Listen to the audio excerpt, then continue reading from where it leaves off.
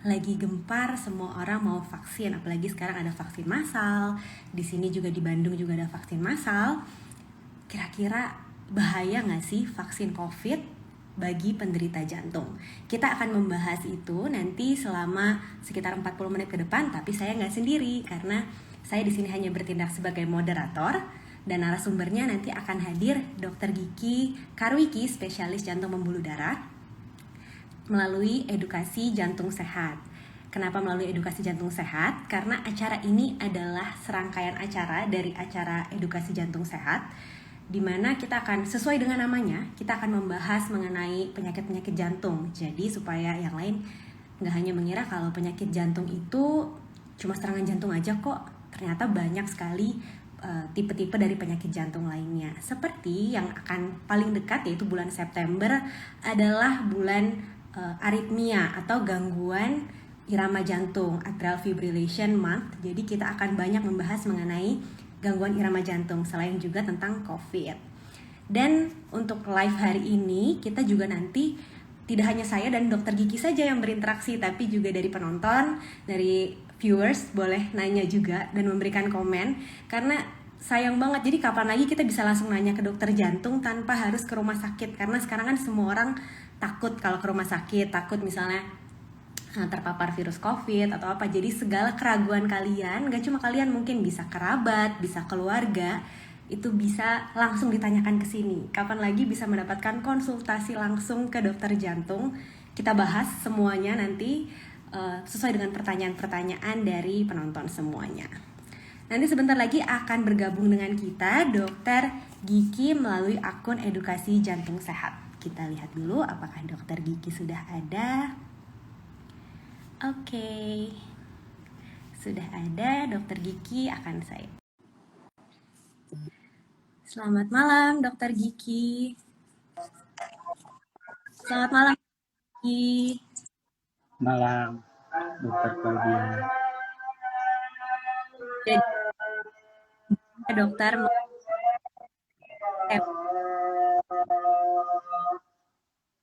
kira-kira kita akan membahas apa, Dok? Jadi kita akan membahas mengenai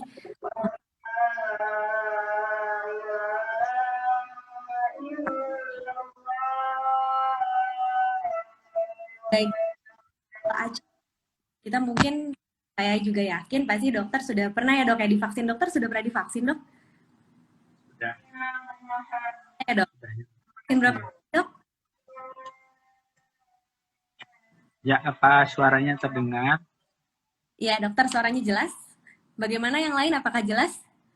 Yang lain mungkin bisa kasih jempol kalau misalnya jelas suaranya. Oke. Jadi dok, ini karena kita akan membahas mengenai vaksin COVID-19 dan juga bagi penderita penyakit jantung terutama karena tentunya dengan dokter sebagai pakarnya. Ya, dokter sudah pernah divaksin, Dok? Sudah divaksin, Dok? 2 kali, Dok, minimal? Ya, sudah divaksin, sudah sebagai penyintas COVID juga. Oke, sudah sebagai penyintas. Oh, berarti orang dengan penyintas COVID masih boleh ya, Dok ya, mendapat vaksin? Ya, tentu Masih. saja. Oke, masih boleh ya. Berarti itu yang pada bingung. Kalau misalnya sudah pernah penyintas, apa perlu divaksin lagi kan? Takutnya nanti antibodinya double. Ternyata nih sebagai contohnya dokter Gigi juga divaksin kembali dan tidak apa-apa. Oke, Ya. jadi kita langsung saja dok ya membahas mengenai vaksin COVID-19 pada penderita penyakit jantung. Karena saya yakin dokter juga sebagai dokter spesialis jantung dan pembuluh darah pasti juga banyak ya dok yang ditanya oleh pasien-pasien dokter gitu ya dok ya. Dok, saya boleh nggak sih vaksin? Gitu ya dok. Nah jadi jawabannya apa dok? Boleh atau tidak ya dok ya? Kalau pasien dengan penyakit jantung, boleh nggak ya dok divaksin? Ya, jadi boleh, bahkan sangat dianjurkan. Gitu ya. Ya, Ya, sangat dianjurkan. karena kan justru orang itu takut karena dia punya penyakit jantung, takutnya punya efek samping. Dan justru ini malah sangat dianjurkan. Kenapa dok? Sangat dianjurkan itu kenapa?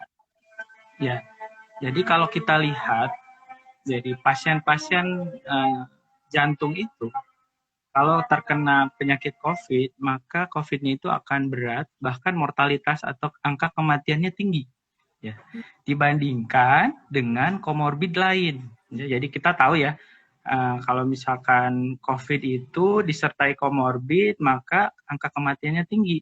Nah, penyakit jantung itu ranking 1 tuh, dilihat dari kematiannya. Jadi Baik. kematiannya itu sekitar 13%. Dibandingkan dengan misalnya orang yang normal itu hanya 3%. Jadi hampir 4 kali lipatnya kematian dibandingkan orang yang tidak punya penyakit jantung. Misalnya hipertensi itu kematiannya hanya 8%. Diabetes juga hanya 8%, ya. Nah, tapi penyakit jantung itu kematiannya sebagai komorbid itu menempati ranking 1 ya, sampai 13%, ya, 4 kali lipat dari orang yang tidak punya penyakit jantung. Jadi secara garis besar dok ya, berarti orang dengan penyakit jantung itu sebetulnya prioritas ya dok ya untuk dilakukan vaksin, diberikan Betul. vaksin. Iya. Jadi itu dia, ingat untuk para para penonton sekarang, untuk yang penderita atau mempunyai kerabat yang sedang bingung nih kapan sih saya boleh atau enggak vaksin, jawabannya boleh. Nah sekarang pertanyaan kedua adalah kapan saya boleh divaksin? Apakah maksudnya misalnya perlu menunggu waktu misalnya habis perawatan atau enggak orang-orang yang dengan setelah tindakan jantung itu kapan dok waktu untuk bisa divaksin? Jadi kalau misalkan penyakit jantung dia masih sudah stabil, stabil itu artinya dia tanpa gejala apapun ya. Misalkan kan kalau penyakit jantung tuh seringkali keluhannya ada sakit dada, ada sesak nafas, ada berdebar-debar, ada kaki bengkak dan lain sebagainya. Nah, kalau misalkan dia dalam kondisi stabil itu direkomendasikan untuk dilakukan vaksinasi. Ataupun misalnya kalau pasien tersebut itu pasca serangan jantung atau setelah dirawat karena sesak nafas misalnya, itu direkomendasikan untuk mendapatkan vaksinasi 2 sampai 4 minggu setelah perawatan.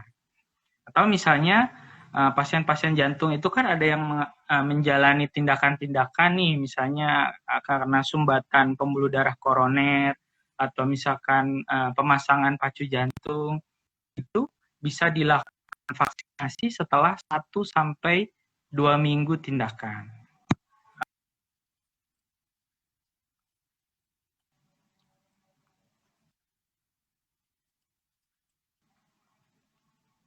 Oke, baik. Jadi tadi dikatakan apabila stabil dan tadi gejala stabil itu adalah tidak sesak. Sesak yang ini seperti apa ya, Dok? Apabila misalnya pasiennya merasa saya kalau ke kamar mandi atau saya naik tangga satu lantai itu sudah sesak. Apakah itu dianggap yang stabil atau tidak, Dok? Sebetulnya. Ya, stabil itu adalah subjektif dari pasien ya. Jadi kalau misalkan pasien masih bisa melakukan aktivitas maka itu dikatakan stabil. Oke. Jadi bisa melakukan aktivitas sehari-hari sesuai dengan misalnya sehari-harinya adalah ibu rumah tangga, jadi dia bisa melakukan aktivitas rumah tangganya, misalnya nyapu, ngepel, ataupun misalnya mandi, seperti itu tidak sesak, dan ini merupakan salah satu tanda yang stabil, jadi bisa untuk dilakukan vaksinasi. Dan tadi juga dokter sudah bilang ya dok ya, pasien-pasien pos tindakan pemasangan ring jantung, tapi untuk ada nggak sih dok tindakan tertentu yang tidak boleh gitu? Jadi pasiennya pos tindakan sesuatu dan tidak boleh itu apakah ada atau semua tindakan dari jantung itu boleh? Tinggal menunggu 1 sampai 2 minggu saja. Ya, sebenarnya kalau untuk penyakit jantung sendiri itu tidak ada kontraindikasi untuk pemberian vaksinasi. Tapi memang setelah tindakan itu kan ada proses peradangan, inflamasi sampai kekuatan tubuh atau imunitas tubuh siap untuk menerima vaksinasi. Makanya dipertimbangkan untuk menunda setelah tindakan 1 sampai 2 minggu. 1 sampai 2 minggu. Tadi kalau yang pos perawatan ditunggu 2 sampai 4 minggu ya dok ya. Kalau misalnya pasien misalnya dia dengan serangan jantung ataupun dengan misalnya gagal jantung akut, sesak nafas yang sampai harus dirawat, ditunggu 2 sampai 4 minggu. Tapi tetap boleh untuk dilakukan. Oke, bagi para penonton sekarang juga boleh ya untuk bertanya karena di sini tidak hanya interaksi antara saya dan dokter Gigi saja, tapi balik lagi ke semua peserta yang semua penonton yang hadir boleh langsung bertanya kapan lagi kita bisa langsung tanya ke dokter jantung tanpa harus datang ke rumah sakit, betul ya dok ya, boleh kan dok ya untuk bertanya. Kita tunggu pertanyaan-pertanyaan dari yang menonton sekarang dok. Saya ada pertanyaan lagi dok, ini adalah untuk masalah dari penyakit jantung karena di sini mungkin yang familiar di awam atau di masyarakat umum adalah penyakit jantung itu serangan jantung. Selain serangan jantung kan pasti ada penyakit-penyakit lain ya dok, misalnya gangguan irama jantung atau apa, dan itu yang di sini yang dimaksud boleh untuk vaksin, apakah semua penyakit jantung atau bagaimana dok? Ya, penyakit jantung itu kan dia rentangnya dari bayi sampai usia dewasa ya.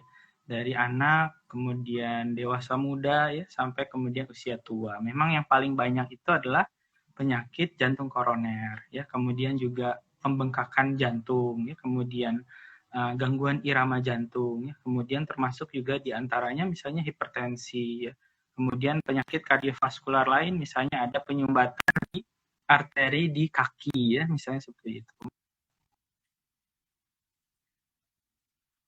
Darah di paru-paru atau di pembuluh darah vena di kaki atau DVT. Nah, itu adalah semua penderita-penderita jantung yang memang direkomendasikan justru untuk mendapatkan vaksinasi COVID. Oke, jadi balik lagi ini adalah suatu pengetahuan bahwa lingkup dari dokter jantung ataupun penyakit jantung tidak hanya jantung saja, tapi juga jantung dan juga pembuluh darah. Jadi tadi sempat disebutkan oleh dokter adalah DVT, di mana adanya suatu penyumbatan di pembuluh darah vena. Pembuluh darah ada arteri, ada vena, dan termasuk orang-orang juga dengan DVT atau penyumbatan di pembuluh darah vena ataupun penyumbatan di pembuluh darah arteri tetap boleh mendapatkan vaksin asalkan dalam kondisi yang stabil. Betul begitu ya dok ya? Betul sekali. Dok, ini kita selain dari saya, ternyata ada yang mau bertanya. Dok, ini dari Dia Isan mau bertanya.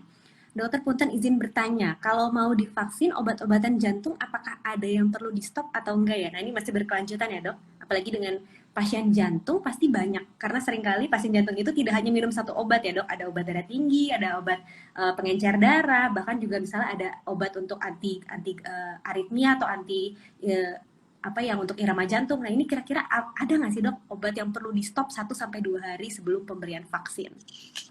Ya, jadi kalau misalkan mau divaksinasi, penderita jantung tidak perlu untuk menyetop obatnya. Semua obat-obatan seperti tadi dikatakan Dr. Claudia semua dilanjutkan ya, termasuk misalnya antihipertensi yang sebelumnya ramai tentang ACE inhibitor di stop justru direkomendasikan untuk dilanjutkan. ARB ya juga sama untuk dilanjutkan. Kemudian obat-obatan penurun kolesterol, pengencer darah ya, semuanya justru dilanjutkan. Jadi tidak ada obat yang harus di stop. Semua pada saat vaksinasi harus dilanjutkan. Seperti itu. Oh, iya. Baik dok, ini dari mungkin sedikit menyangkut ke obat yang tadi yang dokter sebutkan ACE inhibitor dan sempat ramai dok. Kira-kira waktu itu kenapa dibilang kok ini stop dulu obat ACE inhibitor sampai tergantung bilang boleh, sempat ada seperti itu dok. Jadi orang mengkonsumsi ACE inhibitor itu seperti obat darah tinggi. Jadi untuk para peserta untuk bisa tahu ACE inhibitor adalah obat darah tinggi. Jenis obatnya misalnya captopril, lisinopril, ramipril, yang belakangnya pril itu kita sebut dengan ACE inhibitor. Kira-kira kenapa ya dok ya? Dulu tuh sempat jadi menghebohkan ya, perjantungan gitu dok. Ya. Kalau ini ceritanya panjang ya, boleh cerita agak panjang sedikit ya Dokter Claudia. Hampir 1 jam. Jadi bisa. Ya, jadi si virus ini, SARS-CoV-2 ini, dia itu menempel ke tubuh manusia itu melalui suatu reseptor. Namanya reseptor, jadi reseptor itu adalah suatu protein ya di tubuh kita ya, suatu protein. Di situ si virus ini dia menempel di satu reseptor protein namanya disebut sebagai S2. Ya, S2. Nah, S2 ini dia itu akan menetralisir, jadi di dalam tubuh kita itu ada suatu mekanisme ya, protein-protein, ada yang namanya juga angiotensin 2. Angiotensin 2 itu akan berikatan ya dengan S2 ya untuk supaya si S2, efek dari angiotensin 2 ini akan dinetralisir oleh reseptor S2. Nah, seperti itu. Nah, bagaimana angiotensin 2 itu dia bekerja? Itu akibat dari konversi dari enzim angiotensin converting enzim 1 ya. Yang di prosesnya itu dihambat oleh ACE inhibitor. Ya, gitu. Jadi seperti pada satu pembahasan yang keluar di jurnal yang ternama ya, NEJM. Jadi sebenarnya itu suatu mekanisme yang berbeda. Ada reseptor S1 itu yang memproduksi atau mengubah angiotensin 1 menjadi angiotensin 2, ada reseptor S2 yang itu menjadi pengikat atau reseptor terhadap SARS-CoV-2. Seharusnya, jadi yang berbahaya ini adalah angiotensin 2 nih.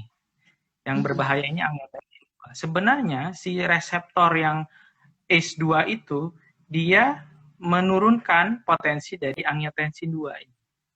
Nah, pada kondisi infeksi dari COVID ya, si reseptor ini banyak diduduki oleh virus ya, sehingga kerja dari angiotensin 2 yang sifatnya merusak ya, terjadi peradangan dan lain sebagainya, itu tidak ada yang meredam karena si reseptornya banyak dirusak oleh si virus begitu ya. Justru beberapa kasus COVID yang berat itu ternyata kandungan angiotensin, aktivasi dari ada hiperreaktivitas dari angiotensin 2 yang akhirnya merusak tubuh di seluruh merusak organ di seluruh tubuh ya, yang ada reseptor dari S2-nya. Misalnya jantung, kemudian paru-paru, kemudian ginjal ya, kemudian sel endotel. Makanya terjadi kerusakan sistemik gitu ya pada pasien-pasien dengan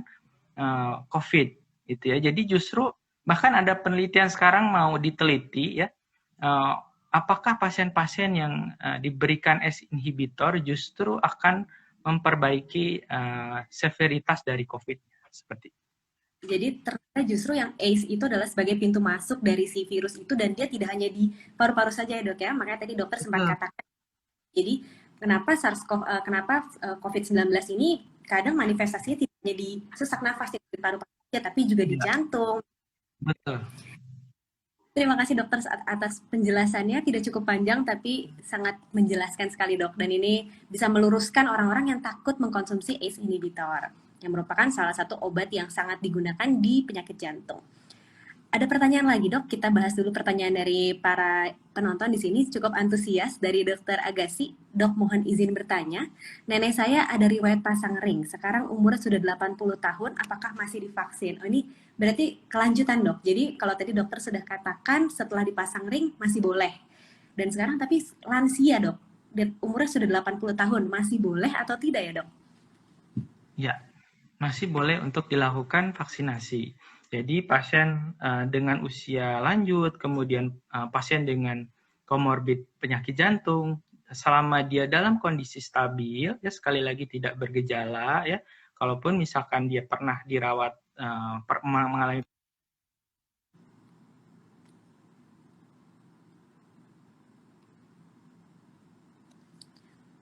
ya, apakah sinyal dari saya atau mungkin dari dokter Gigi, mungkin dari penonton bisa memberikan komentarnya, kira-kira dari sinyal dari saya atau mungkin dari dokter Gigi yang kurang bagus mungkin ya. Kita melanjutkan sambil menunggu mungkin dokter Gigi terputus, jadi kita akan mencoba menunggu dokter Gigi untuk kembali join lagi. Tadi mungkin akan dibahas, jadi kalau dari kita merangkum, berarti untuk penderita penyakit jantung boleh untuk dilakukan vaksin. Yang kedua, kapan untuk boleh dilakukan vaksin? Yang pertama, tadi menunggu stabil. Stabil itu apa? Berarti dia tidak ada gejala-gejala, misalnya sesak nafas, dan juga ada nyeri dada, seperti itu, dan pasiennya masih bisa melakukan aktivitas sehari-hari. Dan pasien-pasien pos perawatan jangan takut untuk divaksin, tapi menunggu 2-4 minggu. Dan juga untuk pasien-pasien dengan pemasangan ring jantung, misalnya seperti itu, menunggu 1-2 minggu. Karena tentunya setelah tindakan biasanya ada respon tubuh untuk memperbaiki jaringan-jaringan yang rusak seperti itu, jadi harus menunggu 1-2 minggu. Seperti itu. Kita masih menunggu dari dokter Gigi lagi untuk kembali join. Apakah sudah join dari dokter Gigi? Ternyata banyak juga ya yang antusias dan bertanya. Ini dari tadi pertanyaannya sudah banyak sekali dan tentunya akan tetap saya catat dan pasti akan dijawab jawab. Ini juga ada yang bertanya mengenai penyakit jantung bawaan boleh atau tidak. Ada juga yang bertanya, oh ini tadi sudah dijawab ya, untuk obat pengencer darah seperti itu boleh atau tidak. Kalau tadi dari jawaban dokter Gigi mengenai obat untuk obat jantung, semuanya boleh. Tidak ada yang perlu dihentikan, termasuk juga obat pengencer darah. Mungkin yang perlu diperhatikan untuk obat-obat pengencer darah adalah misalnya warfarin seperti itu. Mungkin dari level untuk pengguna-pengguna warfarin mungkin tahu ya. Jadi biasanya penderita warfarin diperiksa terus untuk INR-nya seperti itu. Jadi mengkontrol dari INR-nya seperti itu. Dokter Gigi sudah hadir lagi. Kita akan kembali live bersama Dokter Gigi.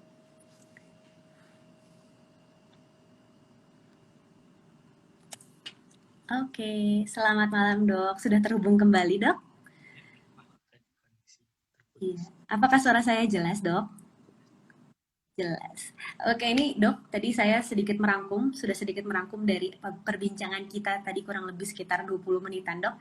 Dan kita mungkin kita akan melanjutkan ya dok ya ke pertanyaan berikutnya dok. Pertanyaan berikutnya ini tadi, kalau tadi terakhir kan pertanyaan dokter mengenai lansia tetap boleh untuk divaksin. Walaupun lansia dan juga pasien dengan penderita dengan riwayat pemasangan ring tetap boleh divaksin. Nah sekarang pertanyaannya adalah kalau tadi dokter sempat menyebutkan bahwa jantung itu tidak hanya jantung koroner saja.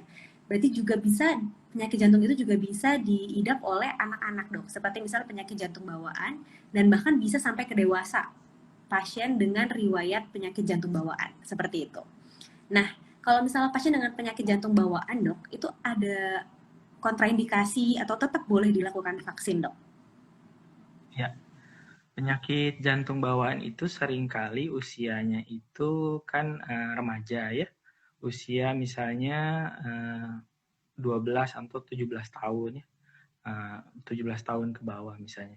Nah, pada pasien-pasien penyakit jantung bawaan atau misalnya penyakit jantung rematik, nah itu juga risiko untuk terjadinya COVID yang berat juga akan meningkat ya. Penyakit-penyakit komorbiditas tentu akan meningkat angka kesakitan dan kematiannya. Sehingga juga direkomendasikan untuk mendapatkan vaksinasi.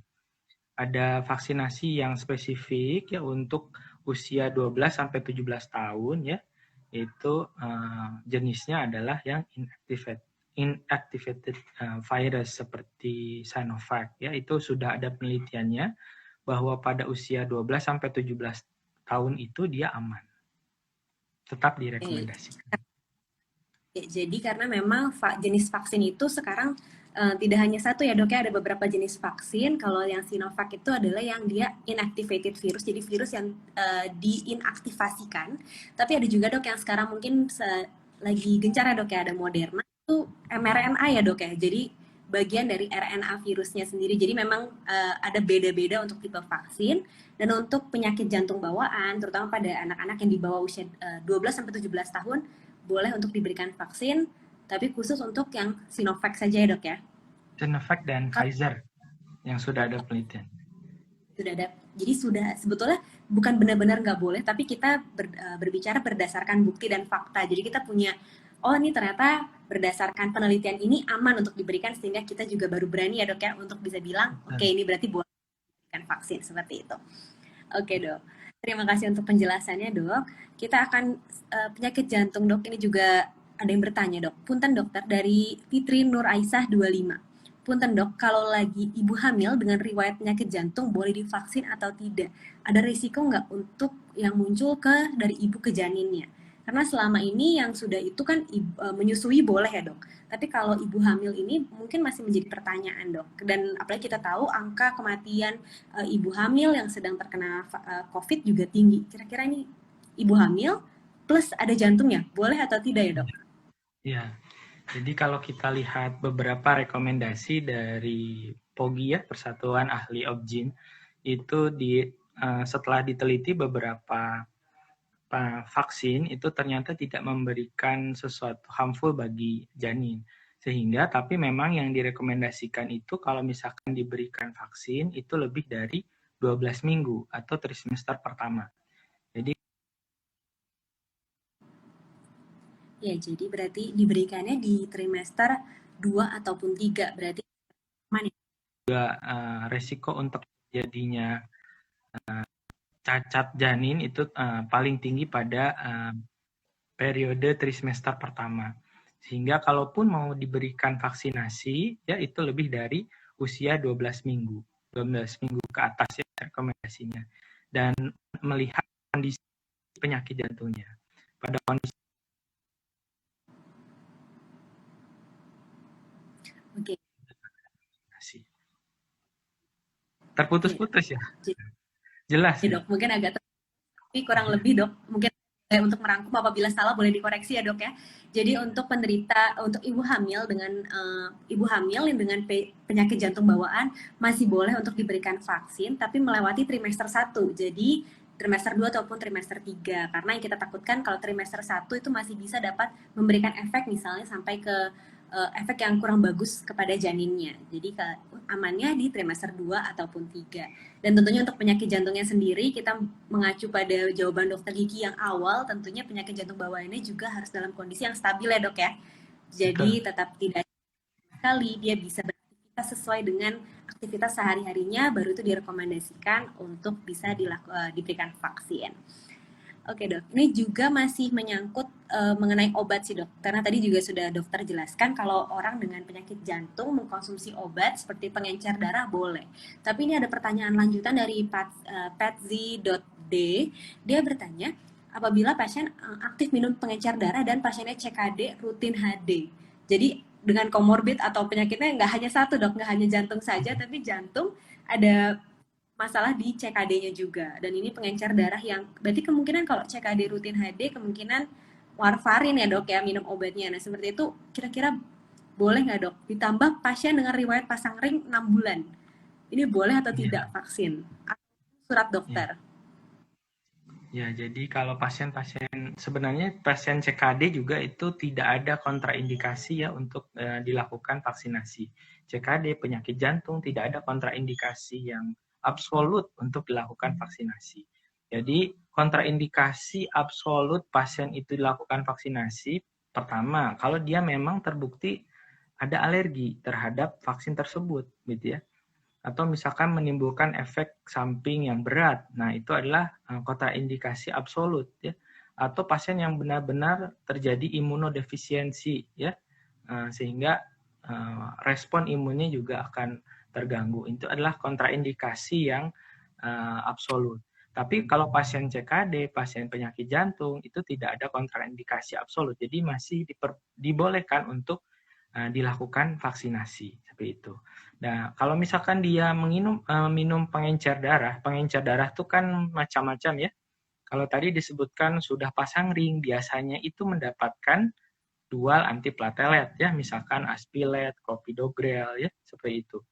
Ataupun misalkan pengencer darah lain ya yang dia bisa menurunkan resiko stroke pada pasien-pasien dengan atrial fibrilasi atau gangguan irama jantung. Biasanya itu yang sering diresepkan adalah warfarin ya. Nah, kalau Aspilet dan Clopidogrel itu tidak ada masalah, silahkan dilanjutkan saja ya. Silahkan dilanjutkan saja, mau dia divaksinasi ataupun setelah tindakan kemudian lakukan vaksinasi, boleh dilanjutkan, tidak ada masalah. Mungkin pada saat misalkan divaksinasi dia akan ada kebiruan gitu ya, akan ada sedikit nyeri, sedikit bengkak, nah itu nggak ada masalah. Cuman pada kasus-kasus misalkan yang dikasih dengan pengencer darah tertentu ya, warfarin, itu perlu dilihat dulu kadar INR-nya. Ya.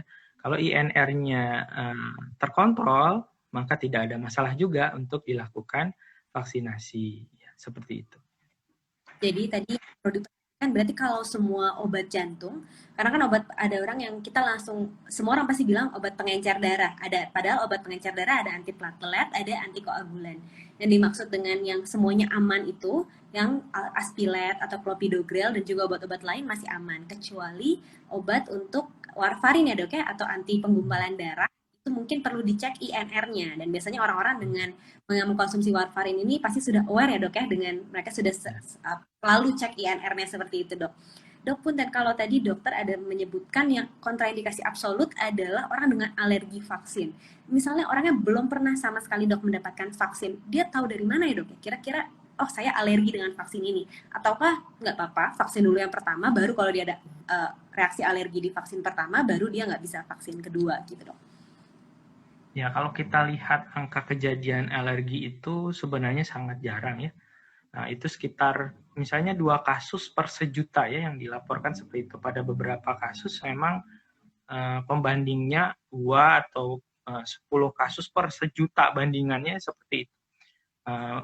Beberapa efek samping yang berat ya seperti AstraZeneca terjadi penggumpalan darah, kemudian vaksinasi yang mRNA menyebabkan miokarditis ya itu rata-rata memang reaksinya itu hanya 17 maksimal 2 sampai 17 per jutaan orang itu ya. Jadi itu resikonya sebenarnya sangat rendah.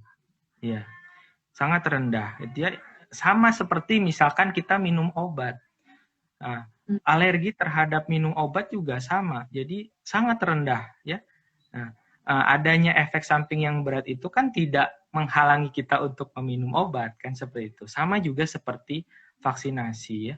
Jadi manfaatnya itu akan lebih jauh lebih baik ya ketimbang bahayanya. Jadi biasanya kita juga mempertimbangkan risk and benefit. Dok, kalau misalnya tadi ada sebutnya pasien dengan komplikasi ya dok ya, dengan pemasangan ring, dengan CKD, dengan menggunakan warfarin tadi seperti itu, apakah tetap perlu surat dokter? Jadi memang boleh sebetulnya, tapi tetap harus kontrol ke dokter penyakit jantungnya dulu ya dok ya, untuk mendapatkan surat dokter seperti itu ya dok ya. Oke, Ya, jadi tadi harus selalu dikonsultasikan dengan dokter pribadi. jadi walaupun di sini dikatakan boleh, tapi bukan berarti orang dengan misalnya dengan banyak dengan penyakit yang tidak hanya jantung saja tetap harus konsul dulu ke dokter jantungnya untuk mungkin mendapatkan surat karena dengan demikian jadi lebih aman juga ya untuk para vaksinator seperti itu. Dok, ada pertanyaan lagi nih dari Margareta Ginanti. Dok, izin bertanya, apakah vaksin betul bisa menyebabkan darah tinggi?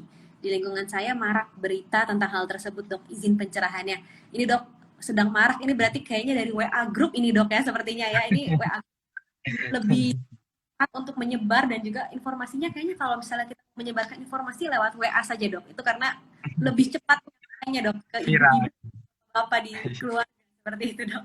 Kira-kira bagaimana dok? Apakah vaksin bisa menyebabkan darah tinggi?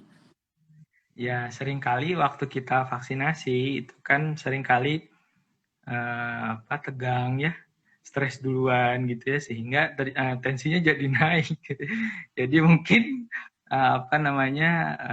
persepsinya pada saat mau divaksin kok jadi darah tinggi seperti itu, karena melihat jarum duluan ya, seperti Ya, itu. Tapi ya enggak ya, jadi vaksin tidak akan menyebabkan darah tinggi. Vaksin betul. itu tidak ada komposisi apapun yang dapat menyebabkan darah tinggi. Jadi sebenarnya kan kalau kita lihat vaksin, vaksin itu isinya beberapa tipe jenis vaksin ya. Itu ada yang misalkan yang Sinovac ya, itu adalah virus yang diinaktivasi atau virus yang mati ya. Kemudian yang AstraZeneca ya, itu adalah protein spike ya, protein yang kalau corona itu kan ada mahkotanya ya. Nah, itu protein mahkota untuk menempel ke kita yang kemudian ditumpangkan ke adenovirus ya. Virus yang dia tidak berbahaya. Kemudian ada mRNA vaksin ya seperti Pfizer dan Moderna. Nah, itu genetiknya diambil ya, kemudian dimasukkan ke tubuh kita supaya tubuh imunitas kita memproduksi antigen sendiri. Artinya adalah sebenarnya vaksin-vaksin itu adalah supaya tubuh kita mengenali antigen, spesifik antigen dari si virus SARS-CoV tadi ya. Jadi kalau SARS-CoV aja sudah canggih bermutasi ya, maka kita juga harus lebih canggih lagi ya untuk secara spesifik menembak si SARS-CoV tadi dengan amunisi yang hebat, yaitu satu antibody spesifik terhadap SARS-CoV tadi, sehingga komponen vaksin itu tidak ada yang menyebabkan reaksi misalkan tadi darah tinggi. Mungkin kalau alergi karena bahan-bahan yang membawa dari vaksin tersebut ya, seperti itu. Jadi kepada Margareta Ginanti mungkin bisa membantu untuk meluruskan hoax-hoax yang beredar bahwa vaksin tidak menyebabkan darah tinggi, tapi mungkin gelisah gitu ya dok ya. Jadi dia deg-degan divaksin sehingga memang tinggi. Tapi kalau mengenai hipertensi dok, apakah darah tinggi itu menjadi kontraindikasi dok untuk dilakukan vaksin? Atau mungkin ada tensi tertentu dok yang, oh kalau tensinya segini ditunda dulu vaksinnya seperti itu. Ada nggak ya dok batasannya dok? Ya, optimalnya memang tensinya kurang dari 140/90. Cuman kalau misalkan seperti tadi, kalau kita mau divaksin karena udah tegang duluan gitu ya, kemudian tensinya naik jadi lebih dari itu. Nah, biasanya kita tunggu dulu 5-10 menit ya sampai pasiennya rileks ya, kemudian ditensi lagi. Jadi batasannya kalau memang setelah ditunggu rileks masih tinggi ya, batasannya itu sekitar 180/100, mungkin ditunda di kesempatan berikutnya setelah pasien itu mengkonsumsi secara teratur obat-obatan darah tinggi. Berarti bukan tidak boleh mendapat ya dok ya, tapi ditunda sampai tensinya terkontrol. Seperti itu ya dok ya. Oke, dok mungkin ini kalau tadi dokter ada menyebutkan beberapa jenis vaksin. Ada vaksin Sinovac, ada vaksin AstraZeneca. Kalau misalnya seperti itu dok, sebetulnya apakah ada perbedaan dok? Misalnya, oh lebih bagus vaksin A, lebih bagus vaksin B. Karena ini merupakan pertanyaan juga dok, ini dari Megamanda. Seperti itu. Ya, vaksin yang terbaik adalah vaksin yang terjangkau dan tersedia. Ya, karena kita nih selagi cepet-cepetan nih sama virusnya gitu. Jadi Ya, jangan jangan pilih-pilih, yang tersedia aja untuk yang dilakukan tersedia. vaksinasi. Ya. Dan dia juga biasanya dosisnya juga ada jaraknya dok ya sekitar 2 minggu seperti itu. Jadi kalau bisa sesuai dengan waktunya dok ya, karena supaya antibodi yang terbentuk itu benar-benar maksimal. Betul begitu dok ya? Iya. Kita masih menunggu dokter Gigi. Jadi tadi ya, jadi vaksin itu ada berbagai jenis. Cuma kita di sini bukan saatnya untuk kita memilih-milih vaksin, tapi yang dipilih adalah vaksin yang terdekat dan terjangkau dan bisa kita lakukan vaksin dan boosternya sesuai dengan waktunya. Seperti itu, seperti yang dikatakan oleh dokter Gigi. Baik dok, ada pertanyaan lagi dok. Ini ada pertanyaan dari Upi Kiana. Ini masih mengenai penyakit jantung bawaan dok. Dok, saya TGA, corrected usia 39 tahun. Apa boleh divaksin dan kalau boleh jenis apa? Jadi ini adalah satu penyakit jantung bawaannya ya dok ya, transpositional grade artery. Dan di sini tapi dia sudah dikoreksi atau sudah dilakukan operasi. Dan usia sekarang sudah 39 tahun, jadi kemungkinan besar dia daily livingnya udah bagus ini dok. Nah kira-kira boleh atau enggak dan kalau boleh jenis apa? Gitu. Ini masih masih ngomongin jenis dok, jadi masih ada yang bertanya tadi. Bagaimana dokter? Ya, jadi berarti kan usianya sudah lebih dari 17 tahun. Jadi tidak ada vaksinasi yang spesifik untuk direkomendasikan. Apa saja boleh ya. Bisa macam-macam ya yang sudah tersedia di kita ya. Sinovac, AstraZeneca, model yang tersedia lah ya. Nah, sehingga semuanya tidak ada masalah selama keluhannya stabil ya. Tidak terkontrol ya, kemudian tidak ada keluhan. Jadi tidak ada vaksinasi spesifik yang direkomendasikan. Seperti tadi dikatakan bahwasanya yang terjangkau dan tersedia ya. Jadi nggak ada masalah. Jadi yang tadi membutuhkan perhatian khusus mungkin yang usia 12 sampai 17 tahun dengan PJB atau penyakit jantung bawaan yang direkomendasikan dan sudah ada penelitiannya adalah Sinovac dan juga Pfizer ya dok ya tadi dok. Tapi kalau sudah di atas usia 17 tahun dan kondisi stabil, apalagi sudah terkorekted, itu boleh untuk menerima vaksin yang penting terjangkau dan juga dapat dilakukan sesuai dengan waktunya. Ada pertanyaan lagi dok, ini pertanyaannya adalah oke, okay, dari eh, ini yang mengenai jantung dan dari Indah Firdayani dok. Ibu saya ada turunan jantung dan sekarang punya diabetes. Kalau mau divaksin, apakah harus cek dulu kondisi jantungnya atau cukup monitor gula darahnya? Karena mungkin di sini berpikirnya kalau misalnya mau mendapatkan surat boleh vaksin itu dari dokter jantungnya atau dari dokter penyakit dalamnya. Karena tentunya kalau diabetes diperiksanya oleh dokter internis, kalau penyakit jantungnya dari dokter penyakit jantung. Kira-kira bagaimana dok penyelesaiannya supaya pasiennya nggak usah bolak-balik gitu dok? Ya, jadi memang sebenarnya pada rutin saja kita sebenarnya sudah direkomendasikan untuk medical check up ya. Medical check up untuk mengetahui bagaimana kondisi jantungnya, bagaimana kondisi kadar gula darahnya, seperti itu. Jadi kita tahu bahwasanya kondisinya stabil itu setelah diperiksa oleh dokter ahli ya. Baru dokter ahli itu akan merekomendasikan atau bahkan menyimpulkan bahwa Bapak Ibu itu sudah stabil. Gitu. Jadi alangkah baiknya apalagi sudah diketahui diabetes ya, diabetes itu adalah penyakit menahun yang kemudian dia akan berkomplikasi tidak hanya ke jantung, ke ginjal, ke mata dan lain sebagainya. Harus diketahui dulu nih ibu itu sudah dalam kondisi stabil atau enggak semuanya gitu ya. Nah, kalau memang diputuskan stabil, nanti dokter sendiri yang akan merekomendasikan untuk dilakukan vaksinasi. Oke, jadi di sini ke dokternya bukan rekomendasi, tapi untuk mengecek apakah kondisinya stabil atau tidak. Misalnya tadi untuk jantungnya, untuk kelanjutan obatnya, karena tentunya penyakit jantung dan juga penyakit diabetes adalah penyakit yang menahun. Obat tidak boleh di stop begitu ya dok ya, dan untuk gula juga tetap harus terkontrol. Seperti itu. Terima kasih dokter atas pencerahannya. Dok, dari tadi mungkin kita membahas, oh iya semua penyakit jantung terkontrol boleh untuk dilakukan vaksinasi. Tapi dok, mungkin kira-kira apakah bisa dok dijelaskan mungkin ada nggak sih rambu-rambunya dok? Karena tadi dok kan walaupun sedikit sekali tapi memang ada vaksin terutama mRNA ya dok ya, itu dia bisa menyebabkan radang pada jantung atau miokarditis. Tentunya baik juga untuk para yang nonton sekarang bisa tahu kira-kira rambu-rambunya itu apa sih dok setelah divaksin yang mungkin langsung ke rumah sakit kalau merasa seperti apa gitu dok? Ya, jadi mRNA itu tadi ada beberapa studi kasus bahwasanya ada 17/1 juta ya yang menyebabkan miokarditis ya, radang pada otot jantung dan juga perikarditis, radang pada selaput jantung ya. Nah, biasanya akan muncul gejala yang berat itu ya sekitar 2 hari, 1-2 hari setelah disuntik vaksinasi yang mRNA tadi ya.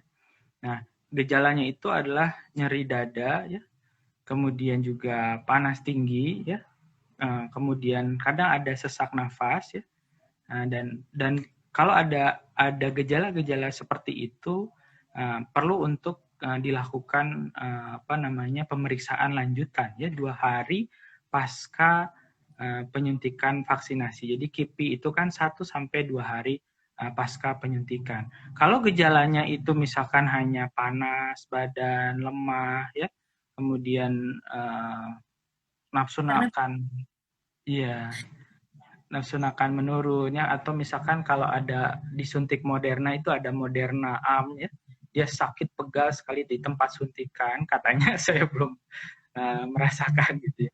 Nah itu adalah KIPI yang memang sering terjadi ya, bahkan dikatakan panas itu sekitar 85% setelah dilakukan vaksinasi Moderna ya, seperti itu. Jadi kalau gejala yang berat itu kalau ada nyeri dada ya, kemudian panas badan, nah itu perlu diperiksa lebih lanjut. Tapi studi-studi kasus melihat bahwa miokarditis ini dia sifatnya bisa diobati, ringan dan tidak bersifat fatal. Ya. Kalaupun terjadi miokarditis pasca vaksinasi tidak fatal ya. Dan mekanismenya ternyata karena beberapa orang itu ada kemiripan ya antara antigen dari si virus mRNA tersebut dengan antigen dari tubuh dia sendiri. Ya. Jadi seperti autoimun ya, molecular mimicry. Karena memang tidak terlalu banyak kasus dari miokarditis tersebut. Satu lagi bahwasanya kalau pas beberapa rekomendasi sebelum vaksinasi mRNA vaksin ini tidak boleh melakukan aktivitas fisik yang berat. Ya, itu akan dikatakan akan meningkatkan kejadian miokarditis. Ya, seperti itu. Dok, ini apakah semua orang tidak boleh, maksudnya dibatasi untuk aktivitas beratnya atau hanya penderita jantung saja dok? Ya, jadi kan yang direkomendasikan untuk meningkatkan imunitas tubuh itu adalah olahraga ya yang memang sudah reguler, sudah teratur, sudah lama, sudah menjadi kebiasaan ya, itu aktivitas olahraga yang aerobik yang intensitasnya ringan sampai sedang, apalagi mau vaksinasi. Jangan melakukan aktivitas fisik yang berat. Justru kalau aktivitas fisik berat akan menurunkan sistem imunitas kita, ya. Jadi harapannya pada saat kita divaksinasi itu tubuh kita tuh betul-betul fit supaya antibodi yang terbentuk menjadi optimal. Seperti itu. Jadi yang kalau misalnya kita merekap ulang dok mengenai peradangan jantung ini, yang pertama peradangan jantung ternyata kecil sekali ya dok ya, kasusnya 17/1 juta, meskipun ada tapi kecil sekali dok, 17/1 juta, dan tentunya yang dokter katakan ini adalah sesuatu yang reversible dan dapat diobati, seperti itu ya dok ya. Dan biasanya tadi dokter katakan mungkin gejalanya adalah sesak nafas, nyeri dada, dan mungkin apakah berdebar juga seperti itu ya dok ya, Ya, dan betul. dapat dilihat itu sekitar 1 sampai 2 hari, karena itu merupakan waktu rentang kita sebut KIPI atau kejadian ikutan pasca infeksi, seperti itu ya dok ya. Dan untuk orang-orang yang mendapatkan vaksin mRNA terutama diharapkan 2 hari atau beberapa hari sebelumnya itu jangan olahraga berat dulu ya dok ya, olahraga sedang atau ringan saja tidak apa-apa, karena kalau olahraga berat justru bisa menurunkan respon imun, seperti itu ya dokter ya. Terima kasih sekali dokter atas pencerahannya. Kita coba melihat lagi dok untuk pertanyaan-pertanyaannya. Ini tinggi sudah. Ini dok. Dari Dea Devindra izin bertanya, kalau pasien dengan riwayat jantung ada yang perlu disiapkan nggak dok sebelum vaksin, selain mempersiapkan hati juga dok, karena supaya tensinya nggak tinggi kayak gitu ya, karena kan pada tegang kalau kata dokter. Ada lagi nggak dok yang perlu dipersiapkan? Ya, yang perlu disiapkan ya pertama nanti dilihat ya setelah vaksinasi. Pertama memang kondisi dari tubuh kita harus fit ya, harus fit. Misalkan jangan kurang tidur karena mau divaksinasi jadi tegang, tidurnya kurang ya, sehingga nanti tensinya juga akan tinggi ya. Kemudian makan makanan yang teratur ya, yang bergizi ya, dengan vitamin yang bisa meningkatkan imunitas yang spesifik seluler ya. Jadi ada vitamin C, vitamin D ya, kemudian vitamin E, vitamin B ya. Makanan yang bergizi supaya pada saat diberikan vaksinasi maka respon dari imunitas kita itu optimal. Sehingga antibodi yang terbentuk pun akan menjadi optimal. Karena kan sebenarnya vaksinasi itu adalah melatih sistem imun tubuh kita itu untuk menghasilkan amunisi, yaitu antibodi. Ya. Maka untuk melatihnya optimal, kondisi imunitas kita juga harus Fit, seperti itu.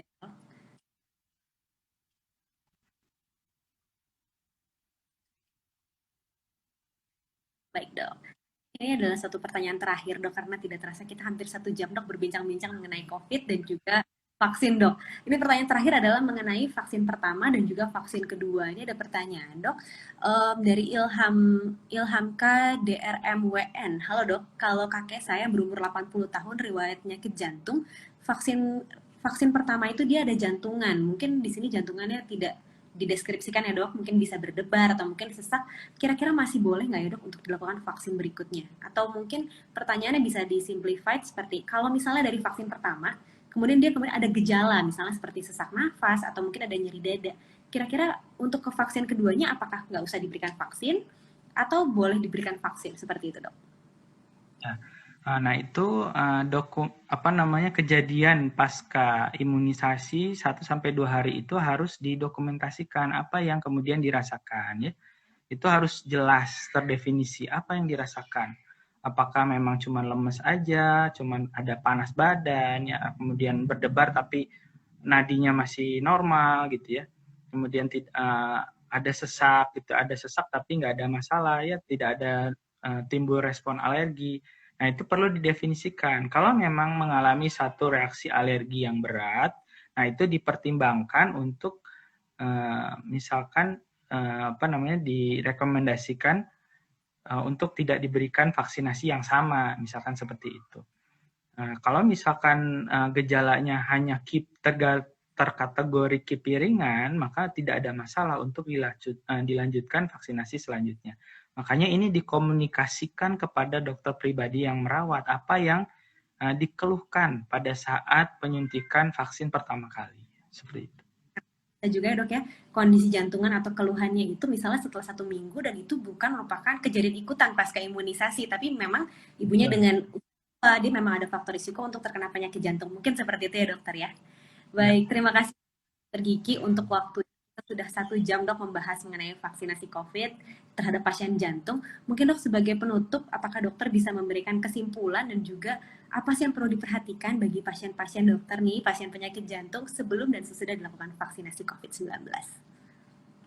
Ya, jadi merangkum dari awal ya, pasien jantung justru sangat direkomendasikan untuk dilakukan vaksinasi karena akan menurunkan angka kesakitan dan kematian akibat COVID ya. COVID itu kan sekarang ini sudah tidak bisa dihindari ya, sudah berada di sekitar kita ya, maka kalau misalkan dalam kondisi stabil sangat direkomendasikan untuk dilakukan vaksinasi, tentu saja dengan berkonsultasi dengan dokter pribadi ya, untuk nanti dilihat pasca vaksinasi itu apa yang dirasakan, apa ada keluhan KIPI apa, dan itu didokumentasikan dan disampaikan keluhannya kepada dokter pribadi yang merawat. Itu saja mungkin dokter Claudia.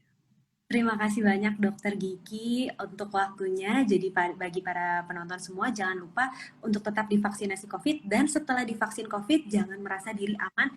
Tentunya kita masih bisa sebetulnya terkena COVID walaupun mungkin ringan. Jadi tetap menggunakan protokol kesehatan begitu ya dok ya. Baik, Ya, terima betul kasih. sekali.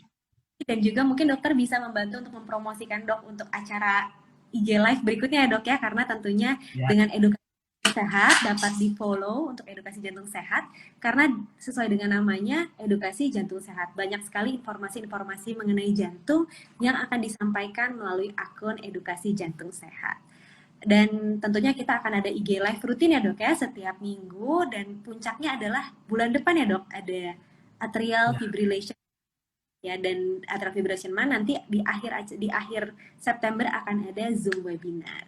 Baik Dokter Gigi, terima kasih banyak untuk waktunya dan juga untuk informasinya sangat sangat mencerahkan sekali terutama untuk yang mempunyai penyakit jantung, kerabat ataupun keluarga. Terima kasih banyak Dokter Gigi atas waktunya. Selamat malam semuanya dan terima kasih sudah menonton. Semoga bermanfaat. Saya izin live ya, dokter Ya Claudia. dok. Terima kasih banyak. Terima